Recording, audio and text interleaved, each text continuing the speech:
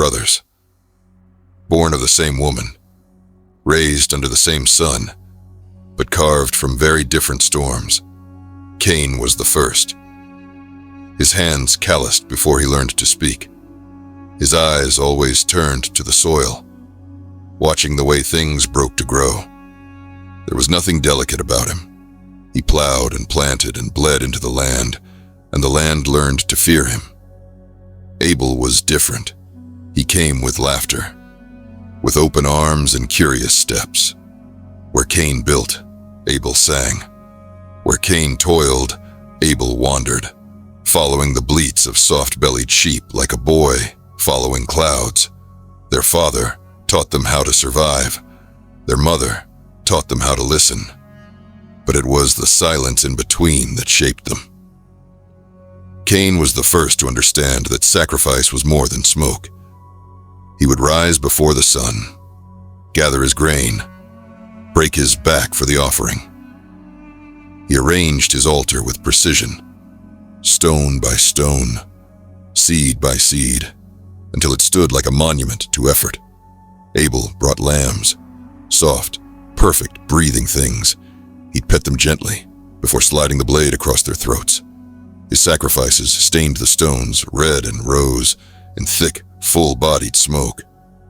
Cain's smoke curled like a dying breath. Abel's danced straight to heaven. They both noticed. Only one of them spoke of it. "I did everything right," Cain muttered one evening, watching the last curl of smoke vanish. "Why wasn't it enough?" Abel, smiling, replied without thinking. "Maybe you didn't give your best." He didn't mean harm, but words can kill, even before the hand does. There were whispers in the earth that night. "Not from me, not yet." Cain lay awake, staring at the stars that refused to answer. He remembered what his mother once said, that in Eden, they never had to guess what pleased him. But now they had to read the skies, the fire, the wind, and still it was never clear. Abel never questioned. He simply obeyed, and somehow, that was enough. Cain questioned everything, and somehow, that was dangerous. The next morning, Cain asked their father, "What does God want from us?" Adam only said, "Obedience."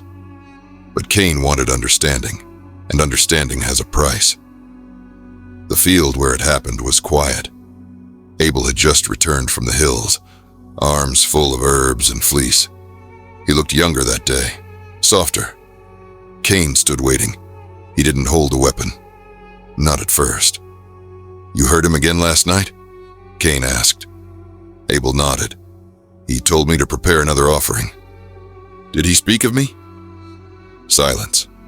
Cain stepped closer. "Did he speak of what I gave?" Abel lowered his eyes. "No." Cain's jaw clenched, not in rage but in ache. "Do you ever wonder why he chooses one of us and not the other?" Abel shook his head. "It's not for us to question." And that was the moment something broke. Not in Cain, in the world. The blow wasn't planned. It wasn't even the first. It was the second, when Abel fell and tried to rise. That's when the stone struck true. That's when the sheep scattered. That's when the earth went still. Cain stood over the body, breath hitching. Not from horror, not from pride, but from something he couldn't name. The soil beneath Abel turned dark, and the sky did not scream. Not even once. I appeared only after. Not in fire, not in shadow. Just there. Cain turned to me, like a man waking from a fever dream. "I killed him," he said. "Yes," I replied. "Is this the sin that damns me?" "No," I said. "The lie that follows will." And sure enough, the voice returned, not to Cain, to the parents. "Where is your brother?" Cain answered with a question. "Am I my brother's keeper?" And in that moment, the story that would be told for generations took shape. Cain the murderer, Abel the innocent, a villain born, a victim lost. But that's not the story I saw. That's not the story that was.